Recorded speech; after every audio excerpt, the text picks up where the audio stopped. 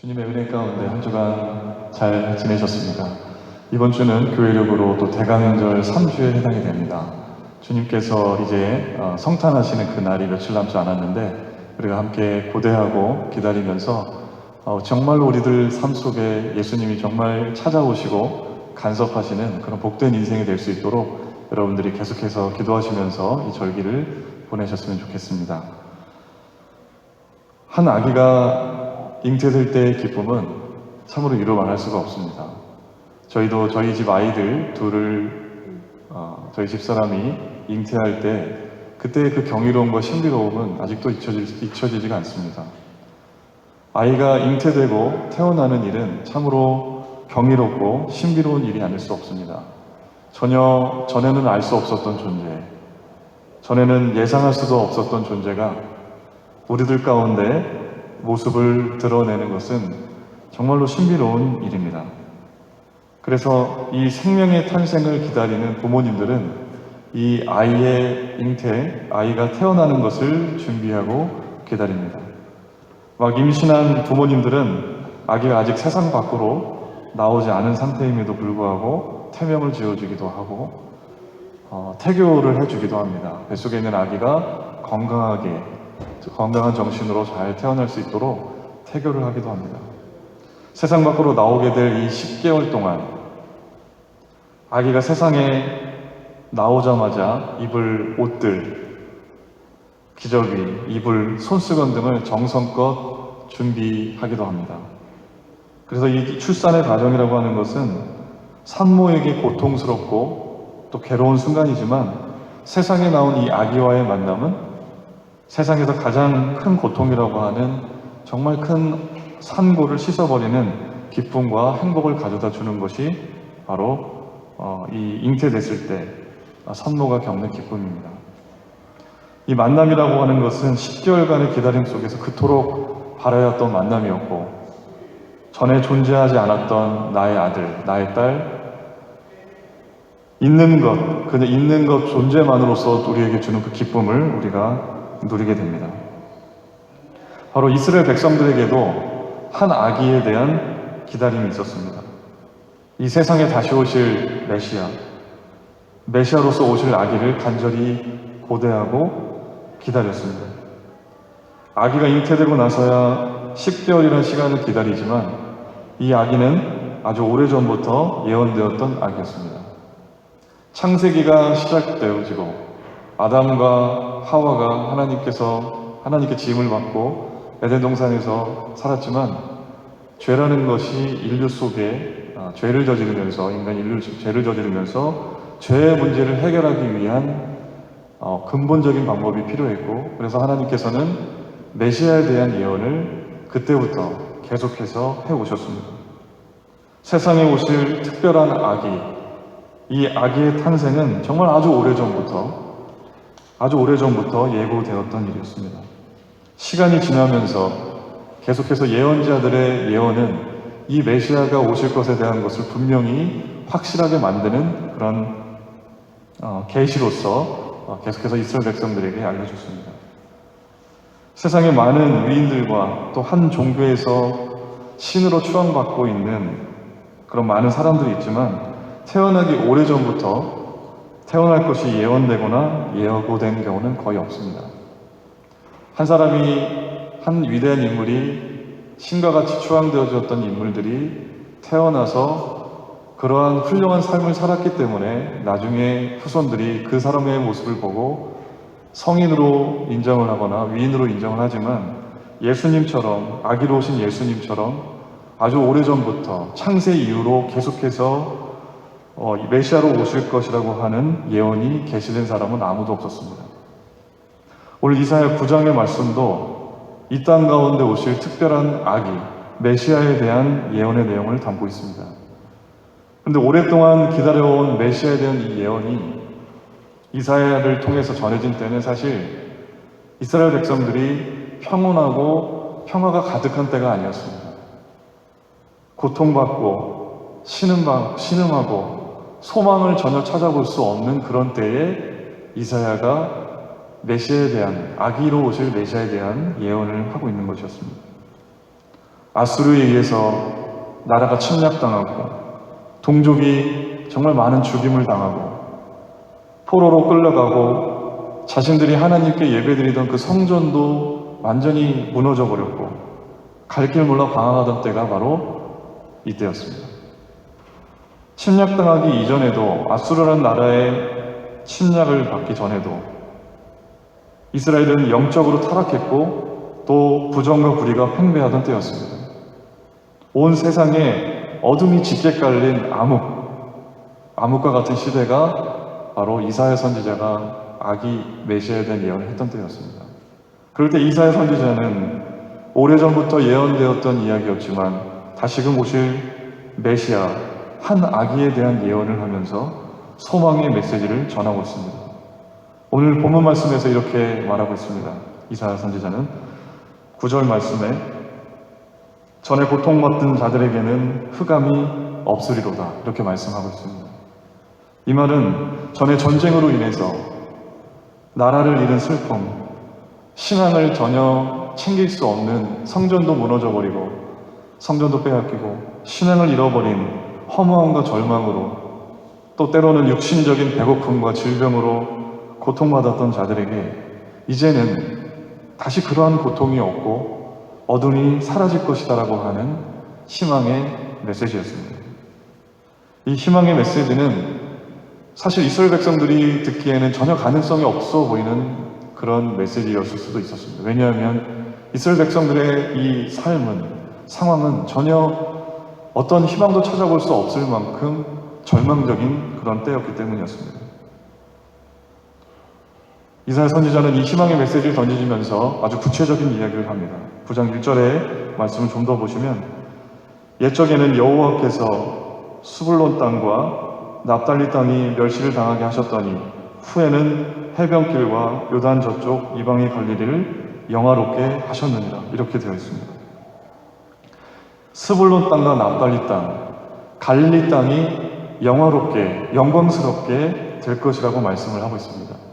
스불론 땅, 납달리 땅, 갈릴리 땅은 이스라엘 영토에서 가장 위쪽에 있었기 때문에 이방 민족의 침입을 가장 많이 받을 수밖에 없었던 그런 지역이었습니다. 그래서 사사시대 때부터 천대받았던 곳이 이 갈릴리 땅, 스불론 땅, 납달리 땅이었습니다.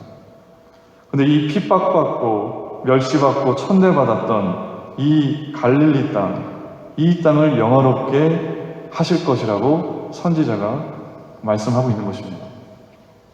예수님이 주로 사역하셨던 곳은 어디였습니까? 복음서에서 예수님께서 이 땅 가운데 오셔서 예수님이 가장 많이 사역하셨던 곳은 바로 갈릴리였습니다. 물론 예루살렘에서 십자가에 죽으시기 위해서 마지막 여정으로 향하셨던 곳이 예루살렘이었지만 대부분의 예수님께서 하셨던 사역은 천대받고 고통받고 신음하고 했던 그 땅 갈릴리 땅이 바로 예수님의 중심적인 사역지였습니다.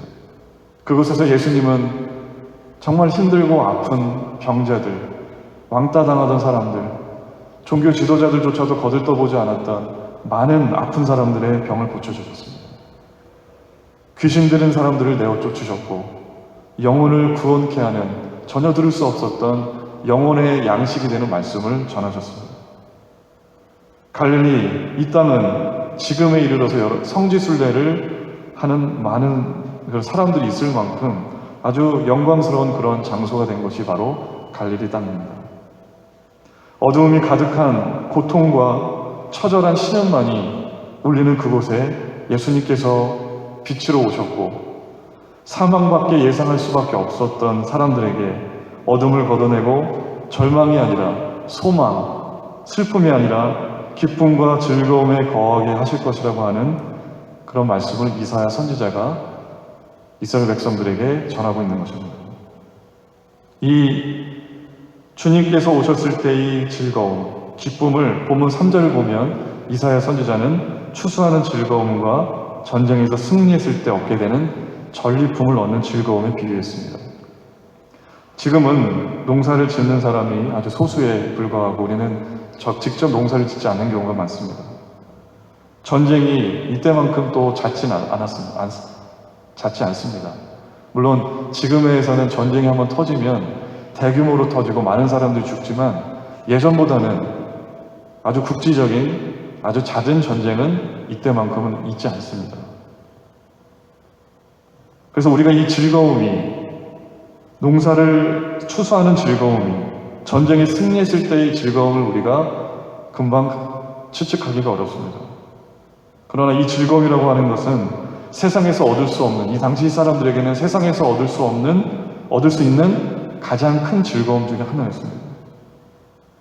우리는 지금 농경사회에서 벗어나서 산업사회, 또 많은 기계와 시스템들이 도입이 되어서 아주 많은 수확물들을 1년 사시사철 수확합니다. 그러나 그때는 1년에 단 한 번밖에 수확할 수가 없었고 환경과 재해의 영향을 너무나도 많이 받을 수밖에 없는 그런 때였습니다.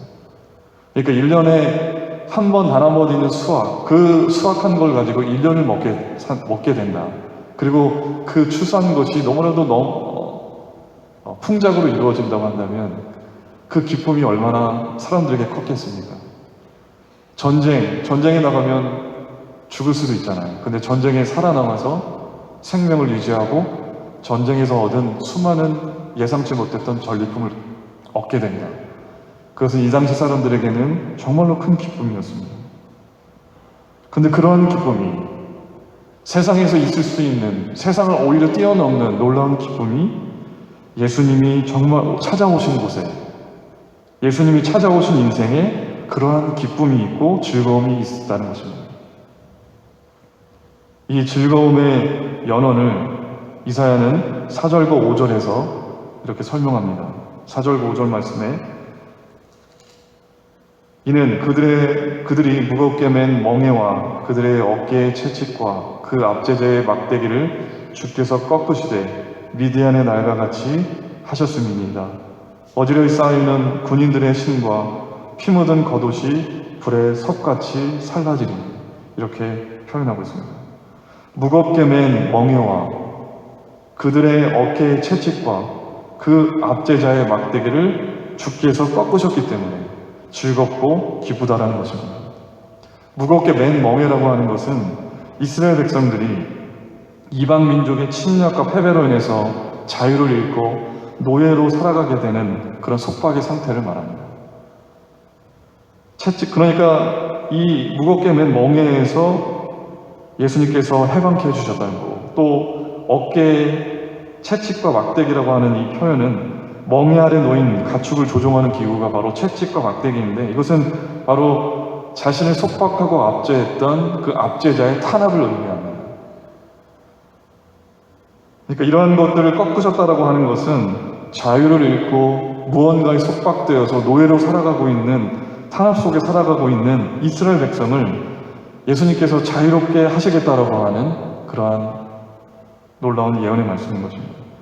이 말은 단순히 육신의 굴레와 억압에서 자유케 하시는 수준 이상의 것입니다.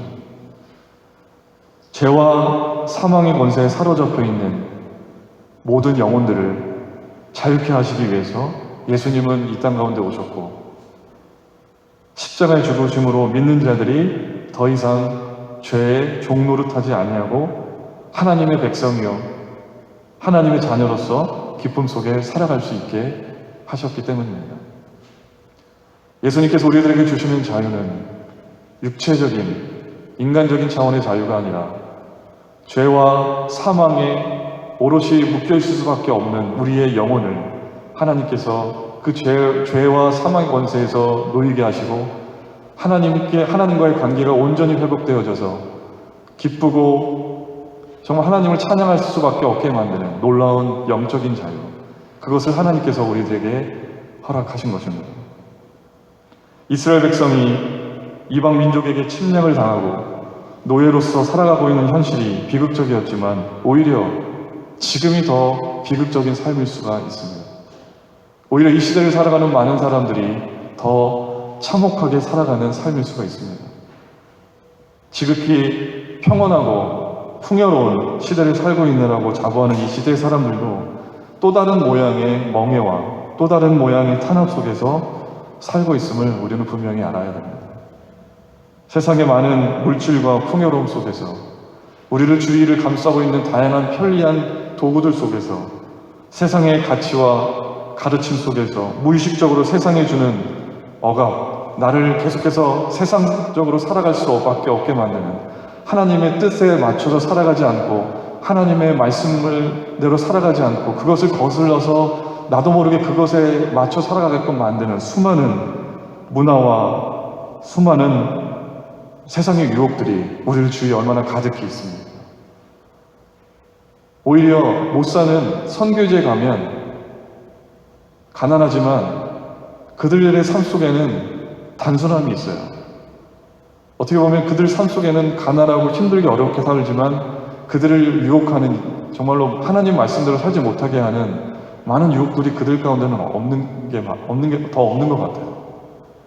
우리는 풍요롭지만 잘 살고 있는 것 같지만 우리들이 하나님 말씀대로 살아가지 못하게 만드는, 유혹하는 수많은 것들이 우리들을 둘러싸고 있는 것이 현실입니다.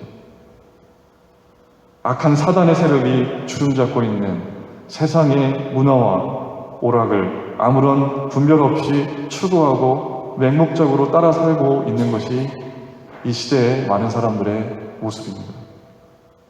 죄와 사망의 세력에 종노릇하고 있는 것과 마찬가지, 다를 바가 없습니다. 그래서 전쟁이 없는 것 같은 이 풍요로운 시대에도 예수님은 분명히 사람들에게 필요하시고 우리들에게도 필요하신 분이십니다. 우리들의 인생에 특별한 아기, 메시아가 오셔야 우리가 정말로 참다운 자유를 누릴 수 있고, 죄와 사망과 절망과 우리들을 넘어뜨리려고 하는 수많은 악한 세력의 영에서 우리들을 건지실 놀라운 구원의 역사가 예수님께서 우리들 가운데 오실 때 나타나기 때문에 그렇습니다. 세상은 정말로 살기 퍽퍽하고, 요즘 한국에서 젊은이들이 많이 하는 얘기가 있습니다. 5포, 3포를 이야기합니다. 3포 여러분도 잘 들으셨겠지만 취업도 포기하고 결혼도 포기하고 꿈도 포기하고 다양한 너무 많은 것들을 포기하며 살아가는 것이 젊은 요즘 사람들입니다. 미국이라는 나라 정말 풍요로워 보이지만 얼마나 총기 사고가 빈번하게 일어나고 있습니까? 이렇게 이 땅에 점점 어떻게 보면 과거 때와 어느 때보다도 점점 악해져가는 이 세상 속에서 메시아가 우리들 가운데, 세상 가운데 다시 찾아오기를 간절히 우리가 구하고 기도해야 됩니다. 그래서 우리는 절망과 고통에 처할지라도 기쁘다 구주 오셨네 라고 찬양하면서 이 세상 가운데 기쁨을 주시기 위해서, 참된 기쁨을 주시기 위해서, 참된 평화를 주시기 위해서, 참된 자유를 주시기 위해서 오신 그 예수 그리스도를 선포하고 찬양하고 불러야 합니다. 그리고 이미 와있다, 이미 우리들 인생에 찾아오신 예수님에 만족하지 않고 끊임없이 우리들 인생에 계속해서 찾아와 주시기를, 우리 멀찌감치 예수님이 저 멀리 계신 것처럼 느껴질 때에 다시금 우리들 인생이 주님으로 인해서 회복되어지기를, 주님이 다시금 우리들 인생에 간섭하셔서 하나님의 말씀이, 하나님의 말씀의 다스리심을 받는 놀라운 축복의 인생을 살아갈 수 있도록 우리는 고대해야 합니다. 6절에 보면 이 땅에 태어날 특별한 아기 메시아에 대해서 4가지의 이름을 소개하고 있습니다. 6절의 말씀, 이는 한 아기가 우리에게 낳고 한 아들을 우리에게 주신 바 되었는데 그의 어깨에는 정사를 메었고 그의 이름은 기묘자라, 모사라, 전능하신 하나님이라, 영존하시는 아버지라, 평강의 왕이라 할 것입니다. 이렇게 되어 있습니다. 한 아기가 우리에게 오실 때에 그분의 이름이, 그분의 어떤 분이신지에 대해서 소개를 하고 있는 것입니다. 처음에 우리나라 성경에는 기묘자와 모사라고 이렇게 따로 분리가 되어 있습니다. 그런데 이거 영어 성경을 보게 되면 이것이 하나로 번역이 되었습니다. 원더풀 카운슬러. 직역하면 놀라운 모사, 상담자라는 뜻입니다. 기묘라고 하는 것은 놀랍고 탁월한 이런 뜻이고, 모사라고 하는 것은 지혜로운 사람이라는 뜻입니다. 그러니까 예수님은 세상에 어떤 지혜로운 사람들보다도 더 지혜로우시고 한이 없으시고 하나님의 놀라운 뜻을 다 아시는 분이 바로 예수님이십니다.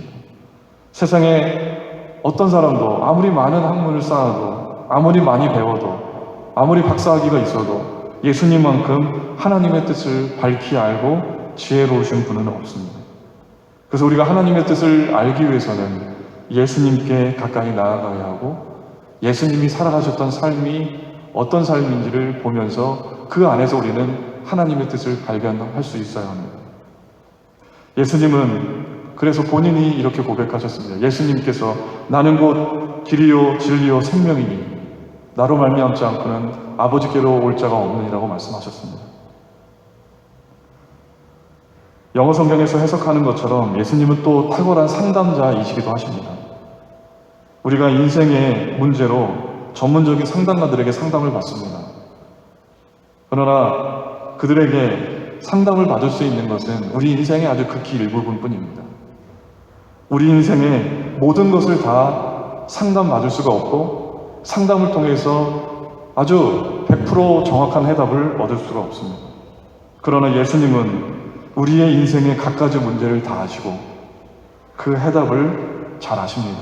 왜냐하면 예수님은 우리와 같이 연약한 아기의 모습으로, 육체의 모습으로, 인간의 모습으로 천하디천한 말구 위에 오셔서 갖가지 아픔과 슬픔과 야유와 비난과 배고픔과 이런 모든 것들을 똑같이 우리들과 같이 당하시고 겪으셨기 때문에 그렇습니다.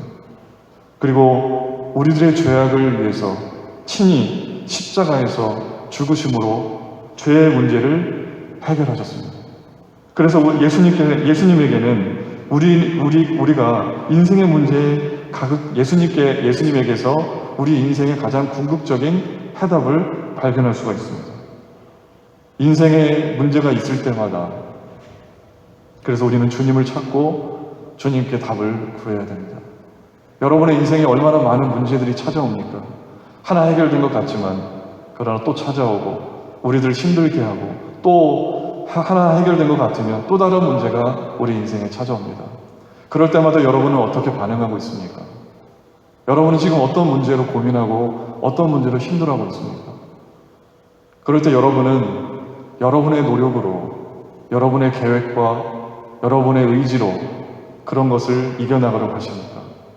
아니면 모든 인생의 해답이 되시고 모든 어려움과 아픔을 다 아셔서 모든 것들을 다 상담해 주실 수 있는 그 예수님께 나아가셔서 답을 구하시려고 하고 있고 기도하고 계십니까? 여러분, 인생에 문제가 있다고 한다면 예수님께 나아가시기 바랍니다. 예수님께 간절히 무릎 꿇고 그분의 음성에 귀 기울여 보시기 바랍니다. 두 번째로 이사야 선지자는 예수님께서 아기로 오실 메시아가 전능하신 하나님이라고 말씀하고 있습니다. 예수님은 자신이 하나님이라고 또 여러 차례 말씀하셨습니다. 하나님과 자기가 하나라고 말씀하셨습니다. 예수님은 인간으로 오셨지만 하나님과 같은 본질을 가지신 분이셨습니다. 죽은 자를 살리셨고 귀신 들린 자를 내어 쫓으셨고 예수님을 본 사람은 하나님을 본 것과 같았습니다. 그래서 우리는 예수님을 통해서 하나님을 향한 길을 발견할 수가 있습니다. 세 번째로 이사야 선지자는 아기로 오실 메시아의 모습이 영존하시는 아버지라고 하고 있습니다. 여러분, 아버지는 어떤 사람입니까? 아버지는 자녀를 돌보시는 역할을 하는 분입니다. 우리를 보호하시고 자녀 삼아주시는 아버지와 같은 역할을 하시는 분이 바로 예수님이라고 하시는 겁니다. 예수님이라고 선지자는 말하고 있습니다. 영존하시는, 그러니까 어느 한때에만, 과거 2000여 년 전에만 아버지로서 오신 것이 아니라 온 시대 속에서 영원히 계시는, 영원부터 영원까지 존재하셨던 그분이 우리를 만나시기 위해서 유한한 특정한 시간에 오셨고, 그때만 우리들 가운데 아버지로서 역할하시는 것이 아니라 지금 비록 하늘에 계시지만 우리들에게 여전히 우리들을 자녀 삼아주시고 우리들을 계속해서 이끌어 가시는 아버지로서 우리들에게 역할하고 계시다고 하시는 것입니다. 네 번째로 이사야 선지자는 아기로 오실 메시아가 평강의 왕이라고 말하고 있습니다.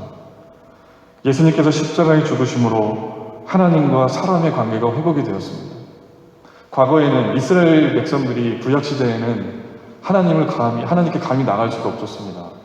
제사장을 통해서, 제사를 통해서 제물이 죽어져야, 피를 흘려져야 그들의 죄가 씻음을 받을 수가 있었고 감히 하나님께 나아갈 수가 없었습니다. 그러나 예수님께서 이 땅 가운데 오셔서 십자가의 죽으심으로 하나님과 사람의 관계가 완전히 회복되어졌고 우리가 이렇게 하나님 앞에 예배하고 우리가 직접 하나님께 기도할 수 있는 놀라운 특권과 축복이 우리들에게 주어진 것입니다. 하나님과의 관계만이 회복된 것이 아니라 사람과 사람 사이의 관계에 막힌담을 호시고 이 땅 가운데 평화를 주시기 위해 예수님께서 또 오셨습니다. 세상의 많은 권력가들은 평화를 위해서 정말 무력적인 방법을 사용하고 전쟁을 통해서 평화를 이룩하려고 하지만 그러나 예수님은 평화를 이루시기 위해서 자신의 몸을 들이심으로 십자가를 지심으로 또 사랑과 용서로 정의와 공의로 다른 사람을 섬기심으로 공평하게 대하심으로 진정한 참평화를 이루신 것이 바로 예수님의 모습이었습니다. 우리도 이 땅 가운데 평화를 이룩하기 위해서 예수님의 모습을 배우고 나아가야 합니다. 섬기고 용서하고 사랑을 베풀고 누군가가 나에게 적대적으로 대한다고 해서 우리들도 똑같이 그 사람에게 적대적으로 반응하는 것이 아니라 품을 수 있는 넉넉한 사랑의 마음이 우리들에게 필요합니다. 7절 마지막에서 말씀합니다. 그 정사와 평강의 더함이 무궁하며 또 다윗의 왕자와 그의 나라에 군림하여 그 나라를 굳게 세우고 지금 이후로 영원히 정의와 공의로 그것을 보존하실 것이라. 만군의 여호와의 열심히 이를 이루시리라. 마지막에 말씀합니다. 만군의 여호와의 열심히 이를 이루시리라. 하나님께서 우리들에게 은혜를 주셔서 우리들이 하게끔 하시는 것이 아니라 하나님께서 이 모든 일들을 해 나가신다고 하시는 것입니다. 메시아를 통해서. 예수님이 이 땅 가운데 오심으로 시작된 이 하나님의 나라 결코 사라지지 않고 영원히 굳게 서가게 될 것입니다. 역사 속에서 수많은 세계를 주름잡던 많은 제국들이 있었습니다. 영원히 있을 것 같았지만 다 사라졌습니다. 수백 년 동안 유럽과 지중해를 패배하고 이 인류의 역사 속에서 정말 견고하게 섰던 로마라는 무너지지 않을 것 같았던 이 로마 제국도 우리가 역사의 자료에서만 찾을 수 있는 그런 나라가 되었습니다. 힘과 권력과 물질을 토대로 세상적인 가치로 다스려지는 나라는 언젠가는 분명히 쇠퇴하게 되어 있습니다. 그러나 예수님을 통해서 시작된 하나님의 나라는 결코 사라지지 않고 영원히 존속하게 될 것입니다. 그것이 하나님의 뜻이시고 하나님께서 그것을 이루신다라고 오늘 분명히 말씀하시고 계시기 때문에 그렇습니다. 하나님께서 열심을 가지고 일하신 것이기 때문에 그렇습니다. 비록 교회가 점점 약해지는 것 같고 여러 가지 내부적으로 한국교회 내부적으로 많은 부정적인 일들이 일어나고 있고 부정부패 그래서 세상 사람들에게 빛과 소금의 역할을 제대로 못하는 것 같은 그런 현실일지라도 하나님께서는 분명히 교회를 새롭게 하시고 이 교회를 통해서 분명히 하나님 나라를 확장해 가시게 될 줄로 믿습니다. 하나님의 나라에 합당한 모습으로 교회가 서가지 않는 것이 문제일 뿐입니다. 우리에게 달린 과제는 하나님의 나라를 확장해 갈 수 있도록 하나님께서 온 인류를, 온 만물을 하나님의 영광을 드러내는 자유를 선포하고 하나님을 온전히 찬양하는 그 하나님 나라가 도래하는 일을 위해서 하나님께서는 끊임없이 일하시고 교회를 통해서 우리를 위해서 일하시기 원하시기 때문에 그렇습니다. 전에는 내 욕심과 내 뜻대로만 살았지만 회개하면서 하나님 나라가 내 삶에 임하고 주님의 통치를 이제 다시금 결단하고 주님의 통치를 받게 되기를 원합니다. 하나님의 나라가 이 땅 가운데 교회를 통해서 우리 한 사람 한 사람을 통해서 계속해서 이 하나님의 나라가 확장되어지고 온전히 서갈 수 있도록 우리들 삶에 예수님을 메시아로 온전히 받아들이고 또 선교의 사역을 많은 사람들에게 복음을 전하기 위해서 선교의 사역을 우리의 삶의 곳곳의 현장에서 하나하나 작은 것이라도 실천해 나가는 것이 우리들의 결단이 되어야 할 줄로 믿습니다. 대강절 3주를 우리가 보내고 있습니다.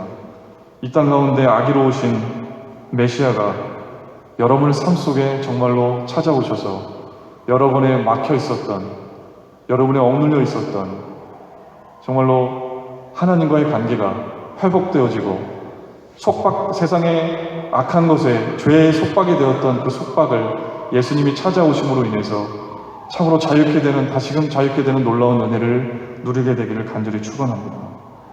창조 이후로 끊임없이 예언되었던 메시아 그분으로 인해서 절망에 처했던 인간을 비롯한 모든 피조민들이 사망과 죄에서 노임을 받아 참 자유를 얻게 되었다는 놀라운 이 복음의 사실을 여러분 다시금 회고하시고 마음속에 받아들이시기 바랍니다. 이 복음으로 인한 기쁨은 이루 말할 수 없는 것입니다. 그 기쁨을 모르는 이들에게 이 성탄절, 대강절을 맞이해서 전하시기 바랍니다. 주님이 이 땅 가운데 오신 목적이 교회와 나 자신을 통해서 이루어질 수 있도록 우리가 다시금 회개하고 결단하고 더 나아가서 선교의 사역에 동참해 나가게 되기를 주님의 이름으로 축원합니다. 함께 기도하시겠습니다. 이 시간 우리 함께 소리내서 함께 통성으로 기도하기를 원합니다.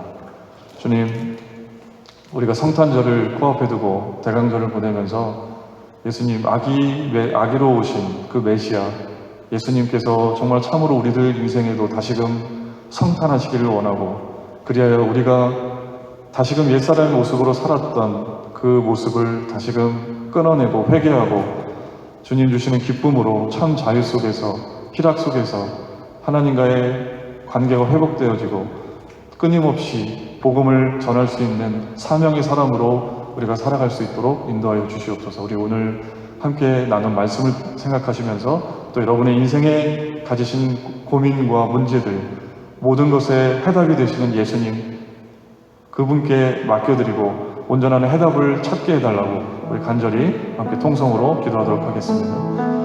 사랑의 하나님, 감사합니다. 오늘 말씀을 통해서 정말 이 땅 가운데 아기의 모습으로 오시는 메시아 그 예수님께서 신음하고 고통받고 아파하는 온 인류와 만물을 정말로 구원하시기 위해 오신 그 놀라운 사실을 우리가 다시금 말씀을 통해서 배웠습니다. 하나님, 우리의 인생에 이미 오셨지만 첫사랑의 감격과 또 우리들의 옛사람의 모습으로 되돌아가려고 했던 그러한 모습들, 하나님 그 모든 것들을 다시금 끊어낼 수 있도록 하나님 도와주시옵소서. 우리의 죄악과 허물을 주님 회개하오니 용서하여 주시옵소서. 막혔던 하나님과의 관계가 예수 그리스도로 인하여 다시금 회복되어지고 절망과 아픔과 고통 속에 살았던 우리들이 주님으로 인해서 구원받아 참 기쁨과 희락을 누리며 살아갈 수 있음을 도저히 우리가 다시금 확신하고, 우리가 우리에게 주신 귀한 사명, 하나님 나라가 확장되어지는 일을 위하여 우리가 복음을 전하고 선교할 수 있는 우리가 되게 하여 주시옵소서. 우리의 인생의 모든 문제에 정말로 해답이 되시는 오직 예수 그리스도 그분을 우리들이 주님으로 모시고 우리가 힘들고 어려울 때마다 무릎 꿇고 기도하는 마음으로 주님께 나아가는 우리들 되게 하여 주시옵소서. 그리하여 정말로 하나님 참된 만족과 기쁨이 오직 하나님께로만 있음을 고백하는 놀라운 찬양의 고백 우리가 하게 하여 주시옵소서. 참 좋으신 하나님, 감사합니다. 저희들에게 이렇게 주일날 주님 앞에 나와서 예배하고 기도하며 주님의 말씀으로 다시금 우리가 은혜를 회복할 수 있는 좋은 기회와 건강과 생명을 주심에 참으로 감사드립니다. 우리 하나님, 이 땅 가운데 오신 아기 예수님 메시아 그분을 정말 우리의 주님으로 모시고 살기를 원합니다. 정말로 절망과 나락과 핍박 속에, 억압 속에, 속박 속에 살아가는 줄도 모르고 그 세상 가운데 허우적거리며 사는 사람들, 그들에게 복음을 전하며 하나님 나라를 확장하며 살아갈 수 있는 사명의 사람들이 다 될 수 있도록 주님 우리를 이끌어 주시옵소서. 예수님의 이름으로 기도드립니다.